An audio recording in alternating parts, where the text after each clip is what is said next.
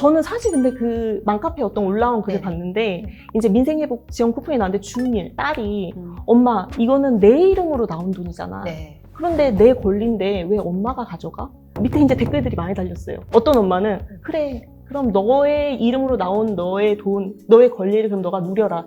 대신에 앞으로 너의 이름으로 들어가는 것들은 네가 책임져. 뭐 급식비며 뭐 교과서비며 뭐 이런 예. 문제집 사는 비용 예. 네가 다 책임져 볼래? 안녕하세요. 교육대기자TV 대기자 방종임입니다. 여러분, 민생회복 소비 쿠폰 어떻게 사용하실 예정이신가요? 이 민생회복 소비 쿠폰을 통해서 경제를 이해하고 경제교육을 시키는 꿀팁 오늘 나눠드릴게요. 네, 안녕하세요. EBS에서 다큐 제작하고 있는 정지윤 PD입니다. 아이들의 자존감을 높여드리는 아이의 사생활 프로그램을 제작했고요. 최근에는 자본주의라는 프로그램으로 만들어서 돈 걱정 없는 여러분들을 만들어드리려고 많이 노력했습니다.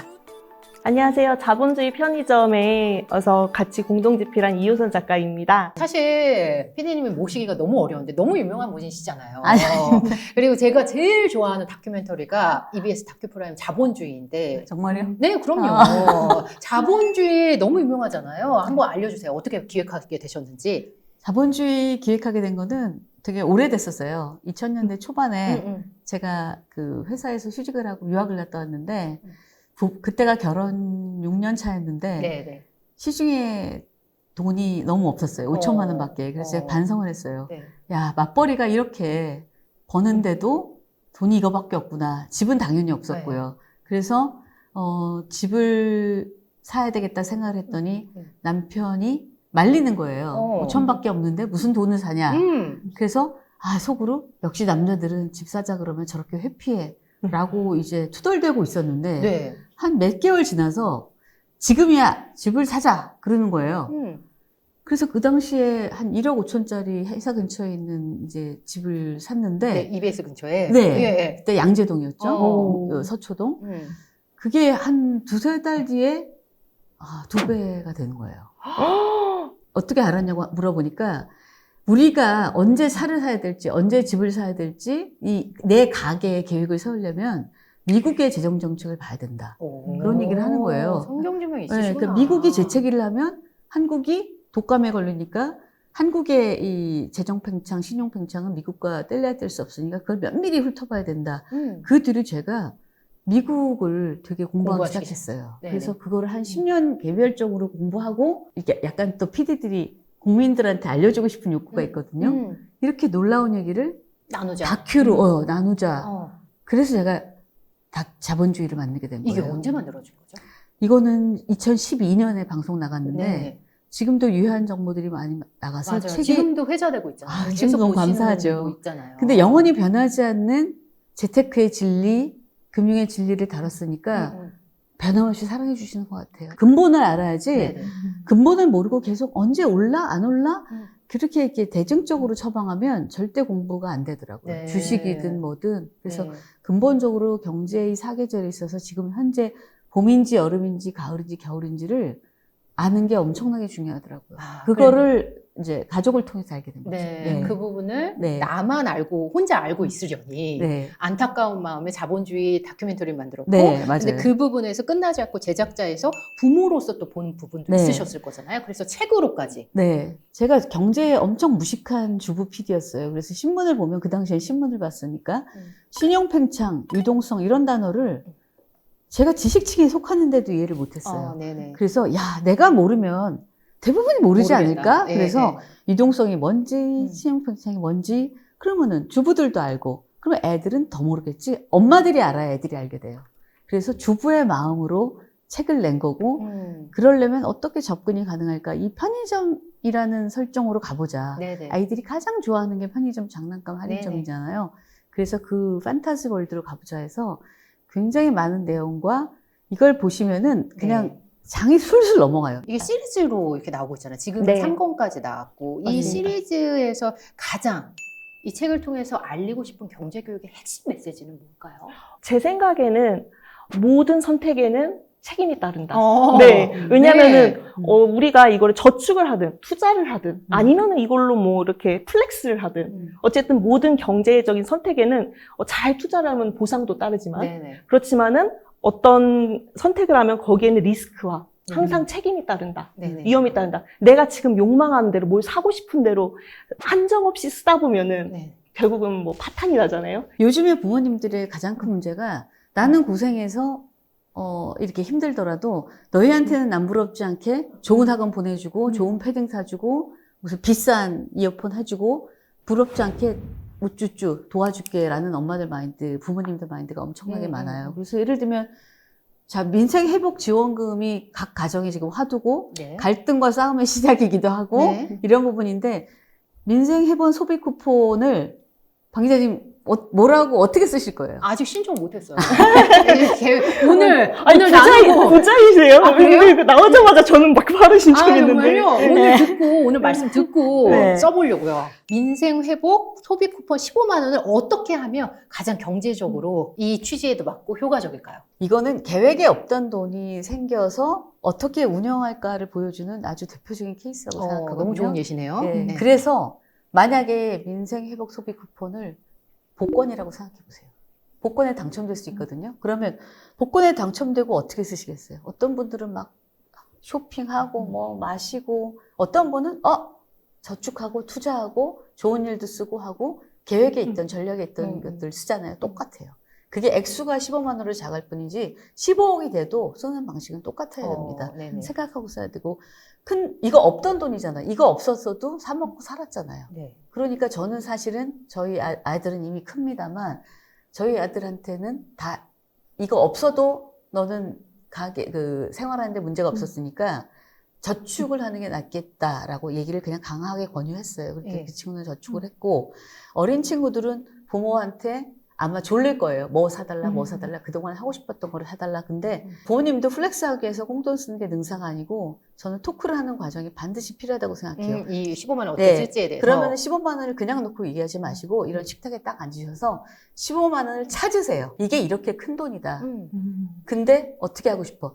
네가 자율적으로 운영할 수 있지만 너 이름으로 저축을 하든 네 이름으로 전부 다 비싼 이어폰을 사든 너가 할 수 있지만 엄마가 들어볼 거야. 왜? 너는 지금 나의 전체 관리하에 있으니까. 네. 너는 미성년자고 엄마가 그걸 관리 감독할 책임이 있어. 부모가. 음. 그래서 한번 들어볼 거야라면 우물쭈물 할 겁니다. 네. 저는 그 우물쭈물 하고 생각하는 과정도 너무 중요한 경험이라고 생각해요. 네. 그때부터 생각하는 거. 우리 그때부터 어른들도 소비가 시작되는 그럼요. 거니까. 예. 우리 어른들도 지금 그냥 고기 사 먹고 말지 네. 뭐 옷 하나 사지라고 하는데 잘 생각하면 굉장히 아까운 돈이에요. 소중한 돈이고. 그래서 그 과정도 띵킹 프로세스도 너무너무 중요하고 그런 다음에 저는 3분의 1을 권합니다. 3분의 1이요? 5만 원, 5만 원, 5만 원. 5만 원은 자율적으로 쓰도록 주고 네네. 너무 안 주면 싸움 나요. 어떤 터치도 하지 않는 네, 너무 안 주면 싸움 나요. 네. 그 다음에 5만 원은 부모가 해줄 수 있는 돈에서 부모가 원래 지출해야 되는 돈이 있을 거예요. 예. 그게 워터파크에 가는 돈이든 뭐든 예. 거기에서 부모가 지출해야 될 돈을 너도 내라고 하고 예. 5만 원은 저축을 시킬 것 같아요. 어. 사실 절반이면 제일 좋은데 네. 절반을 권장합니다. 7만 5천 원을. 아이들에게도 자기가 자존감을 갖고 하는 소비는 일정 부분 필요해요. 그러니까 그건 떼어주고 부모도 가계에 책임이 있는데 이렇게 나라에서 주는 돈은 부모에 대한 응원지원금이다 하다. 저는 그렇게 생각해요. 가게에 주는 돈이에요. 그렇죠. 개인한테 맞아요. 주는 네네. 돈이 아니라는 사실을 분명히 하셔야 돼요. 음. 가게, 집 전체에 주는 돈이에요. 그걸 분명히 하시고 나머지는 네 이름으로 저축, 투자의 기쁨도 드려야 됩니다. 예. 저는 사실 근데 그 맘카페에 어떤 올라온 글을 네. 봤는데 이제 민생회복 지원 쿠폰이 나왔는데 중1 초등학교 6학년에서 중1 되는 그 딸이 음. 엄마 이거는 내 이름으로 나온 돈이잖아. 네. 그런데 내 권리인데 왜 엄마가 가져가? 라고 얘기를 했대요. 밑에 이제 댓글들이 많이 달렸어요. 어떤 엄마는 그래 그럼 너의 이름으로 나온 너의 돈, 너의 권리를 그럼 너가 누려라. 대신에 앞으로 너의 이름으로 들어가는 것들은 네가 책임져. 그건 싸우자는 네, 건가요?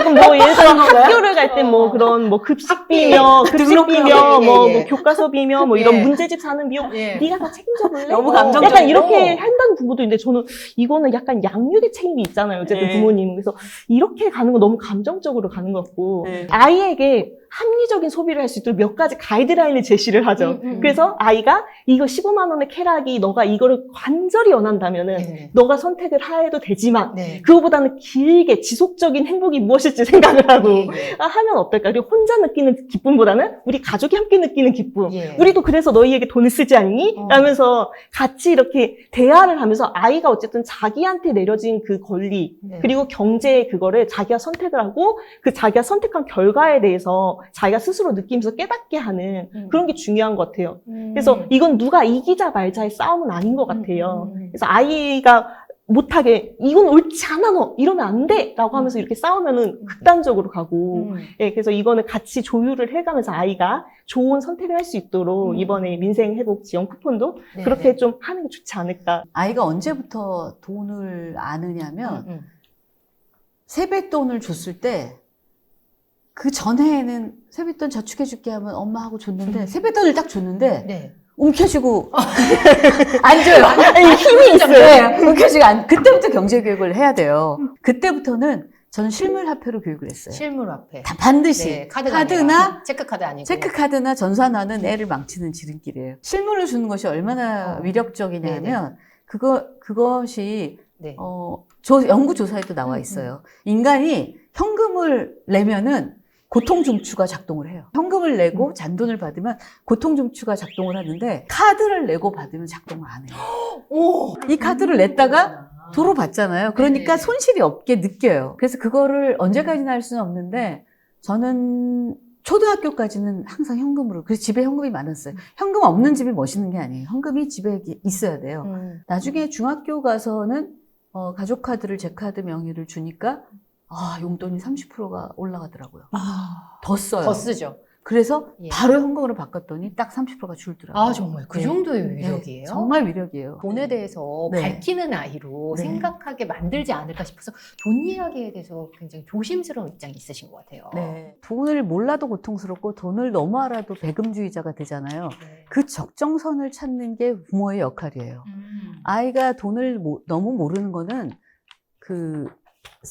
자본주의 사회를 살아가는 도구를 잃어버리는 것과 똑같기 때문에 우리 어른들의 옛날 교육 방식이 아이들이 무슨 돈을 알아? 네. 너네는 공부 안 해. 네. 그래서 우리가 지금 이렇게 된 거예요.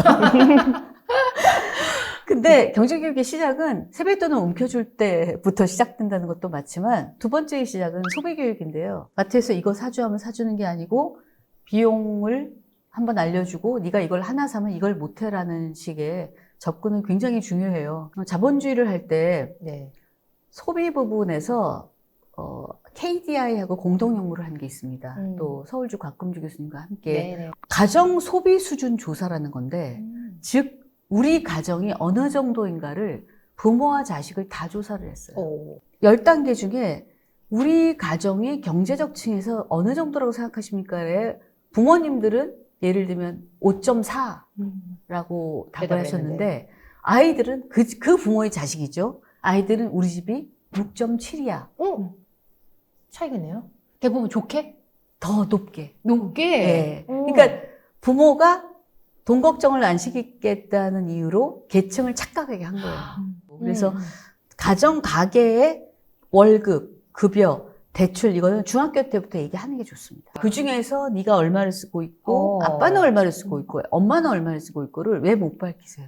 밝혀야 됩니다. 그런 부분이 계층적인 어떤 소비 수준을 알려주는 거는 자각하는 데 굉장히 중요하다. 네. 그 대신 그 부분에서 또 만약에 그렇게 탄탄한 집이 아니라면 가정형편이 많이 어렵다. 오히려 더 이게 디프레스 될 수도 있기 때문에 그걸 염려하는 경우도 있지 않을까요? 근데 그건 알아야 되지 않을까요? 알아야 돼. 내가 그런데 알아야 환경을 돼요. 정확히 알아야 돼요. 정확히 알아야 되죠. 그 노래도 있잖아요. 나는 별인 줄 알았는데 반딧불이었다. 돈 얘기하는 거 아니고 나중에 쟤는 얘기하는 거예요. 쟤는. 그렇죠. 근데 나중에 우리 집이 굉장히 여유 있는 줄 알았는데 네네, 알고 아니었어. 보니 그런 게 아니었다. 그럼 배신감이 더 큰가요? 네, 그 좌절이 더 크죠. 그렇죠. 근데 부모님들의 마음은 이해가 돼요. 왜냐하면 아이에게 최선을 다해서 네, 아이에게 이제 그런 교육이나 이런 모든 걸 지원을 해주신 거죠. 네. 아쉬움 없이. 네. 그렇지만 사실은 우리가 어느 정도이고 우리는 무리를 해서 너에게 이렇게 하는 거다. 하고 있다. 그러니까 너는 너는 그거를 새기면서 이걸 소중한 기회란 걸 알아야 된다라는 것을 해야 될 것 같아요. 카드는 빚이에요. 음.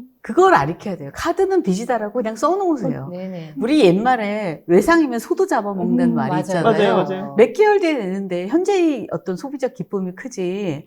그리고 여러분들이, 어머니들이 행복과 기쁨의 차이에 대해서 가르치셔야 돼요. 아니, 뭐 맛있는 거 먹으면 행복하다? 뭐 이 옷 사면 행복하다? 아니에요. 그건 기쁨이에요. 기쁨과 행복의 차이는, 행복은 지속 가능한 생산적인 기쁨이 행복이에요. 지속 가능하지 않은 플렉스나 뭐 과한 거를 산다는 거는 절대로 행복으로 남지 않습니다. 그러니까 아이한테 가장 독은 그건 것 같아요. 음. 내가 돈 걱정 없이 마음껏 쓸 수 있게 하는 환경을 네. 제공하는 거. 이게 그거 가장 위험한 독이에요. 것 같아요. 네네. 왜냐면은 이 아이가 돈 걱정 없이 마음껏 우리가 네. 욕망하는 대로 그만큼 돈을 벌 수 있으면 괜찮지만 어. 정말 그런 게 몇 프로나 되겠어요. 음. 우리 다들 한정된 제약, 월급 안에서 알아서 이거를 생활하잖아요. 쪼개고 네네. 그리고 욕망을 줄이고 네. 그리고 큰 욕망을 꿈꾸고 모으고 이렇게 살아야 되잖아요. 그래서 매달 들어오는 용돈 안에서 자기 욕망을 이렇게 조절을 하면서 네네. 큰 행복을, 어. 지속적인 행복을 찾아갈 수 있도록 네네. 그게 습관이 되도록 경제라는 건 결국은 태도이고 이게 습관인 것 같아요. 예. 이제 어떤 부모님들은 정말 아이가 아끼는 습관을 들이게 하기 위해서 네. 정말 아이가 딱 생활할 수 있게만 돈을 주시는 분들이 있어요. 근데 그러면 나중에 아이가 돈을 쓸 수 있게, 내 돈을 벌 수 있게 됐을 때 어떻게 되겠어요? 욕망이 터지는 거예요. 그래서 아이가 어릴 때부터 조금씩 유용할 수 있게 조금씩 이 돈을 가지고 장기적인 목표를 세우고 이거를 이뤄갈 수 있게 네. 좀 자기주도적으로 할 수 있도록 하는, 그렇게 하는 게 용돈으로 주실 때는 중요하지 네. 않을까 하고. 가장 체감하는 소비를 할 수 있는 그 여력이 용돈이잖아요. 네. 용돈부터 경제에 대해서 부모님 생각을 하는 것 같아요. 맞아요. 어느 정도 줘야 되고 어떻게 관리해야 그래서 되고? 저희가 이 책에서, 네네. 이 책 한번 들게요. 네네. 굉장히 바로 사용하실 수 있는 팁이 있어요. 현실적인 팁이 팁이 있어요. 있거든요. 용돈에 그래서 대해서. 네, 소비에 대해서 네네. 네 가지 있어요. 과소 소비, 어. 너무 안 쓰는 거. 안 그 다음에 쓰는 거. 적정 소비. 네. 그 다음에 과소비, 중독 소비. 그걸 용돈에 적용하면 돼요. 네네. 용돈을 만약에 어린 친구한테 10,000원을 줬다. 그것을 얼마나 쓴 것을 물어보고 용돈 안에서도 저축 반드시 하도록 해야 돼요. 저는 저학년은 권장이 한 70%를 소비하고 30% 저축이고 30%. 예, 4, 5, 6학년이 되면은 절반은 저축해야 된다. 그렇게 권장해서 그게 적정 소비고 예. 그게 어른이 됐을 때의 적정 소비의 지표예요. 친구 생일 선물은 필수 저축일까요? 선택 지출일까요? 얘기도 해보세요. 넌 어떻게 생각하니? 네. 그래서 그 친구가 10,000원을 줬으면 내가 10,000원 정도 화답하는 거는 필수 지출이지만 더 쓰는 거는 선택 지출이 그렇네요. 있는 거예요. 네네. 근데 부모가 공부가 안 돼 있으면 못 가르쳐요, 경제교육을. 네. 그러니까 자본주의 책을 보시고 본인이 숙지를 체화시키시고 아이들하고 얘기하면 너무 좋아요. 그럼 PD님은 자본주의에 대해서 네. 다큐멘터리를 만들고 공부하고 고민했던 그 부분이 네. 아이의 아드님의 네. 경제교육에 많이 영향을 줬나요? 제가 이 자본주의 다큐를 만든 가장 큰 이유가 네. 제가 아이를 낳았을 때 네. 육아에 대한 고민을 하면서 단행본을 봤던 걸로 아이 사생활을 만들었고요. 아이가 돈을 알 때 그게 5살이었어요. 그때 마땅한 경제교육 책이 없었어요. 그래서 제가 공부를 했어요. 그래서 만드셨구나. 그래서 자본주의 다큐를 만든 거예요. 네. 지금 어때요? 지금 너무 돈을 잘 알고 있나요? 제가 보기에는 아직까지 굉장히 네. 구조적이고 건설적인 방식으로 하고 있고요. 네. 저축과 투자, 소비가 적절하게 보이고 네네. 지금은 이제 성인이 돼서 데이트 비용도 많이 쓰고 하지만 네네. 가끔 그런 얘기하면 적절하게 쓰는 것 같고 네. 투자도 꽤 하는 것 같더라고요. 그러니까 너무 훌륭한 예, 친구잖아요. 예. 뭐 두고 봐야 됩니다. 아니 공부도 너무 잘하고. 아니요, 자식 장담은 할 줄 없습니다. 그 자식 자랑하는 채널이에요 여기는. 카이스트에서 너무 공부 열심히 하잖아요. 잘하고 있습니다. 네. 부끄럽습니다. 근데 그 뿌리가 어렸을 때부터 경제 교육을 했던 부분이 자격을 했던 것 같다. 그리고 아이가 그런 얘기를 해요. 학교 갔다 와서 4학년 때가 5학년 때, 엄마, 자본주의가 오늘 경제사회 시간에 나왔어. 선생님이 보여줬어. 어. 그래서 소비 체크리스트나 은행에 가서 얘기했는데 너무 재밌었어 해서 제가, 이게 5학년한테, 4학년한테 안 어렵구나. 자본주의 다큐가. 괜찮을 수 있겠구나. 선생님들이 보충 설명을 해주신다면. 그래서 좀 자신감이 붙어서 만든 것도 있어요. 이제 아이가 만약에 100만 원짜리 아이폰을 사달라 그래요. 근데 사실은 이거의 기능과 똑같은 비슷한 기능과 성능을 가진 20만 원짜리 폰이 있어요. 근데 아이가 사려는 이유가 친구들은 다 이거 가졌어.